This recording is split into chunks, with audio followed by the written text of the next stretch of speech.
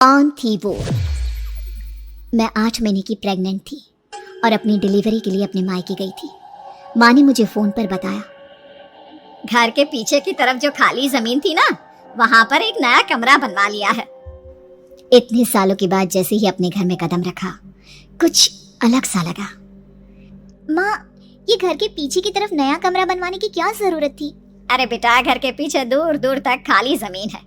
तेरे पापा को कई दिनों से लग रहा था कि यहाँ पर एक कमरा बनवा लेंगे तो ताज़ा हवा मिल जाया करेगी। अब तो ये सब छोड़ और चल जल्दी से दूध पी ले। माँ, मैं थोड़ी देर में पी लूंगी, आप सो जाओ। मैंने दूध का गिलास उठाकर उस खिड़की में रख दिया। पता नहीं कब आंख लग गई। अचानक से खिड़की के पल्लों के खड़कने की तेज आवाज आई। दूध का गिलास धड़ाम से जमीन पर आ गिरा। जमीन पर गिरते ही दूध का रंग लाल हो चुका था। मैंने खिड़की से झांक कर बाहर देखा। चारों तरफ धूप अंधेरा था। उस अंधेरे की तरफ से कुछ आवाजें आ रही थी, जैसे छोटे बच्चे आपस में खिलखिलाकर मस्ती कर रहे हो।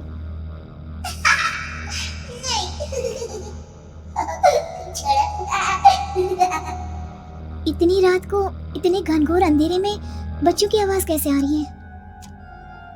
घड़ी में वक्त देखा तो ठीक 12 बजे थे। देखकर मैं सन्न रह गई।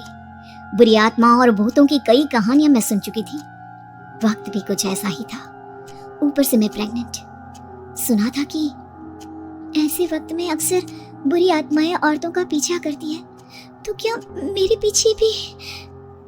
पसीने से तरबतर बड़ी मुश्किल से, जैसे कांपते हाथों से मैंने उस खिड़की को बंद किया। जल्दी से जल्दी उस कमरे से बाहर निकलकर माँ के पास जाने के बारे में सोचा, लेकिन जैसे ही दरवाजे की तरफ पलटी, लगा कोई साया हवा की स्पीड से दरवाजे के सामने से गुजर गया।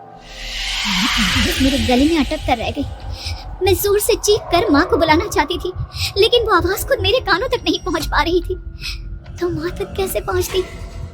खिड़की के पल्ले एक बार फिर तेज हवा के झोंके से धड़ाम करके खुल गया और पूरी ताकत से मैं चीख पड़ी। जानती थी मेरी चीख की आवाज सुनकर कुछ ही सेकंड में माँ वहां पहुंच जाएगी, लेकिन ऐसा कुछ हुआ ही नहीं। मेरा कलेजा डर के मारे फटा जा रहा था। आखिर माँ ने मेरी आवाज क्यों नहीं सुनी? इतनी गहरी नींद में तो माँ कभी नहीं सोती। ठीक पीछे खुली हुई वो खिड़की। मुझ में इतनी ताकत नहीं बची थी कि मैं पलटकर उस तरफ देख भी सकूं।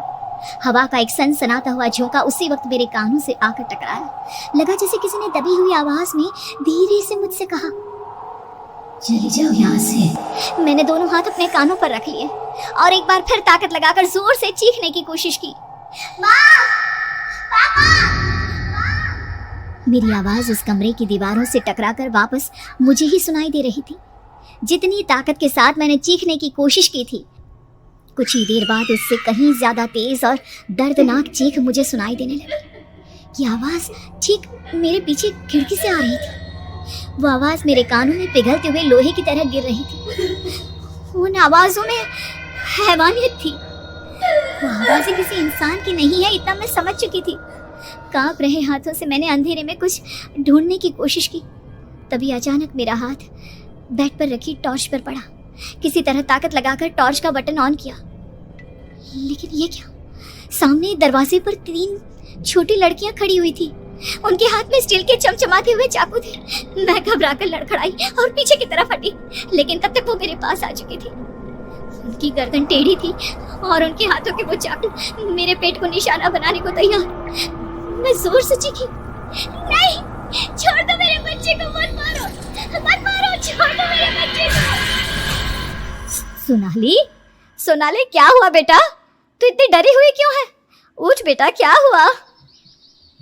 हड़बड़ाकर मैंने अपनी आंखें खोली। देखा तो दिन निकल आया था। माँ मुझे जगा रही थी। मेरा चेहरा पूरा पसीने से लथपथ था। क्या हुआ बेटा? तुमने कोई बुरा सपना देखा क्या?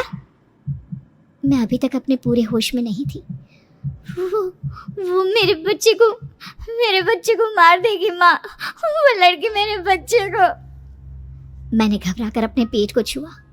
सब कुछ ठीक था। और वो दूध जो रात को यहाँ पर गिर गया था, उसका रंग लाल हो गया था। माँ ने हंसते हुए दूध का गिलास मुझे दिखाया। तुमने दूध पिया ही नहीं, पूरा का पूरा ऐसे ही रखा हुआ है। तुमसे कहा था ना सोनाली, सेहत के लिए लापरवाही ठीक नहीं बेटा। लेकिन मैंने तो सब कुछ अपनी खुली आंखों से देखा था। ये सपना कैसे हो सकता है?